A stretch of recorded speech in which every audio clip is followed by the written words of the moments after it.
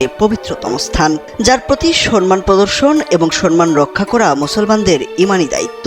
মুসা আলাইহিস সালামের জবানে মসজিদুল আকসা ও তার আশপাশের অঞ্চলকে পবিত্র ভূমি উল্লেখ করে পবিত্র কোরআনের সূরা মায়েদার ২১ নম্বর আয়াতে বলা হয়েছে, হে আমার সম্প্রদায়, আল্লাহ তোমাদের জন্য যে পবিত্র ভূমি নির্দিষ্ট করেছেন তাতে তোমরা প্রবেশ করো এবং পশ্চাৎপসরণ করো না, করলে তোমরা ক্ষতিগ্রস্ত হবে।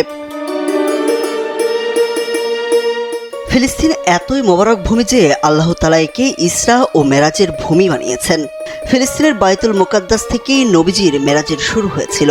সূরা বনী ইসরাইলের ১ নম্বর আয়াতে আল্লাহ তাআলা বলেন, পবিত্র ও মহিমাময় তিনি, যিনি তার বান্দাকে রাতে ভ্রমণ করিয়েছেন আল মসজিদুল হারাম থেকে মসজিদুল আকসা পর্যন্ত, যার পরিবেশ আমি করেছিলাম বরকতময়, তাকে আমার নিদর্শন দেখানোর জন্য।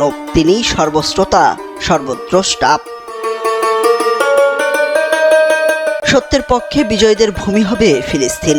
বাইতুল মুকাদ্দাস তথা ফিলিস্তিনকে মহানবী হযরত মুহাম্মদ সাল্লাল্লাহু আলাইহি সাল্লাম বিজয়ীদের ভূমি হিসেবে উল্লেখ করেছেন। অর্থাৎ ইহুদিদের নির্যাতন ও হত্যাযজ্ঞ একদিন শেষ হবে। মুসলমানদের একটি দল তাদের সঙ্গে যুদ্ধ করবে এবং বিজয়ী হবে। হযরত আবু উমামা রাদিয়াল্লাহু তাআলা আনহু থেকে বর্ণিত, রাসূলুল্লাহ সাল্লাল্লাহু আলাইহি সাল্লাম বলেন, আমার উম্মতের একটি দল সত্যের উপর বিজয়ী থাকবে, শত্রুর মনে পরাক্রমশালী থাকবে। দুর্ভিক্ষ ছাড়া কোনো বিরোধী পক্ষ তাদের কিছুই করতে পারবে না। আল্লাহর আদেশে তথা কিয়ামত পর্যন্ত তারা এমনই থাকবে। সাহাবীরা জিজ্ঞেস করলেন, হে আল্লাহর রাসূল, তারা কোথায় থাকবে? রাসূলুল্লাহ সাল্লাল্লাহু আলাইহি সাল্লাম বলেন, তারা বাইতুল মুকাদ্দাস এবং তার আশেপাশে থাকবে। সহিহ মুসলিমের ৩ নম্বর খণ্ডের ২৮৯৬ নম্বর হাদিসে হযরত আব্দুল্লাহ ইবনে হারিস রাদিয়াল্লাহু তাআলা আনহু থেকে বর্ণিত, রাসূলুল্লাহ সাল্লাল্লাহু আলাইহি সাল্লাম বলেন, পূর্বদিক অর্থাৎ খোরাসান থেকে কিছু লোক বের হয়ে আসবে, যারা ইমাম মাহদীর খেলাফত প্রতিষ্ঠায় সাহায্য করবে এবং খেলাফত প্রতিষ্ঠা সহজ করে দেবে। তার মানে কিয়ামতের আগে ফিলিস্তিন থেকে অবশ্যই অবৈধ দখলদারির অবসান এবং মুসলমানদের বিজয় আসবে। আরেক হাদিসে আবু হুরাইরা রাদিয়াল্লাহু তাআলা আনহু বর্ণনা করেন, রাসূলুল্লাহ সাল্লাল্লাহু আলাইহি সাল্লাম বলেছেন, কিয়ামত সংঘটিত হবে না যতক্ষণ না পর্যন্ত মুসলমানগণ ইহুদি সম্প্রদায়ের সাথে লড়াই না করবে। মুসলমানগণ তাদেরকে হত্যা করবে, ফলে তারা পাথর বা বৃক্ষের আড়ালে আত্মগোপন করবে।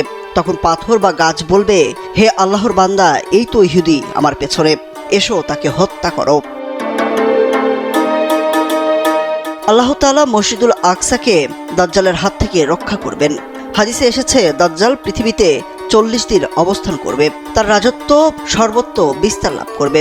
তবে ৪ মসজিদ তার নিয়ন্ত্রণের বাইরে থাকবে, তা হলো কাবা, মসজিদে রাসূল, মসজিদুল আকসা ও মসজিদে তুর।